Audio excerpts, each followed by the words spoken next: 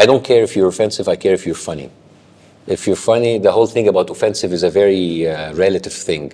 You set your own standards, and whoever don't like your material have the choice not to watch it.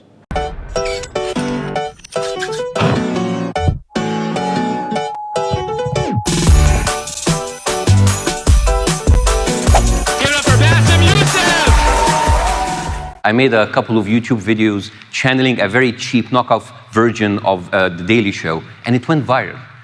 And before I knew it, I was on television with a very small show. On that day, I left medicine, and because of that decision, many more patients are alive today. Hi, this is Hussein Rizvi from Khaleej Times, and today we are here with Bassem Youssef, and the widely popular comedian known for his rib-tickling comedy all over the world, and of course his political satires. So, Bassem, you are a heart surgeon turned into comedian.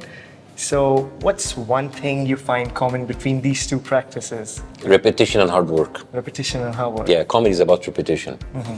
Yeah, especially if you're not a comedian, a natural comedian. I'm not a natural comedian. I'm just someone who's a nerd who repeats stuff and rehearses it many times. It's same thing with surgery and medicine. Well, another thing is that you have the voice on both mediums, right? So how would you describe your superpower today? I have absolutely no superpower. If people don't laugh, it's my kryptonite. Okay. So, to be funny is one thing, but then to stand in front of a huge audience and then make them laugh is like, it's an entirely different ball game. So, does humor come to you naturally or? No. It's about repetition, it's about rehearsing, it's about trial and error, it's about trying it many times. There are natural born comedians who are natural and they are very easy and spontaneous. I do not want to depend on being spontaneous or natural because it could fail you. So I would draw. That's another thing that's common between medicine or heart surgeon. You need to be prepared, and you need to rehearse, and you need to do it a lot, and you need to make it look as if it's spontaneous, as if it's natural, but it's actually a lot of repetition. You're also called the Jon Stewart of Middle East, and you mentioned it countless times that he is your inspiration. So how does it feel like, to be held in the same regard as your inspiration? Oh, it's an honor, of course, because he's someone I've watched all my life, and then when you watch someone that you idolize, and then you find yourself on his show, and then he comes and visits you on your show. For me, this is like the epitome of success. It is an honor to be mentioned with him in the same sentence. And it is something that I wear. It's a badge of honor. And also, John is a very genuine and wonderful person in real life, not just on television. So in a world, where the cancel culture is like very rampant, so where do you draw the line, between? Cancel culture is a myth.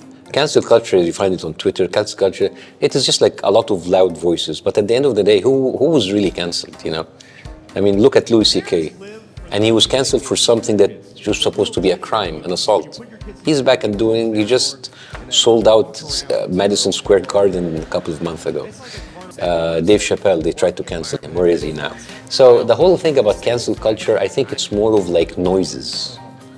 But to be really canceled, I think it's very few people actually get canceled. And if they do, they get canceled because of something that is much more of what they say. So how do you prepare for your shows? Rehearsing, repetition, on my own, in my room. So that's the ideal 1 hour prior to your show? Yeah, I run the lines in my head a lot, and I try to perform it to myself because sometimes it's difficult to find audience to do it for. So sometimes I go from performing it to myself to the room into a theater of 3,000 seats, and it's very scary. So what can fans expect from your show this Friday? Well, it's an Arabic show, so I'm trying to break some of the taboos and the barriers that are usually found in Arabic shows. I'm trying to liberate stand-up comedy in Arabic, and I hope it works. It might make some audience uncomfortable, but it's a good price to pay. Your voice today we can say, is your biggest power. So what's the legacy you kind of, hope to leave behind? that? Well, I am very proud that the Al Barnamij, the show that I had in Egypt, actually changed the rules of entertainment and comedy in Arab television, and I hope that I can do the same in stand-up comedy in Arabic. Okay, awesome. That'll be all. Awesome.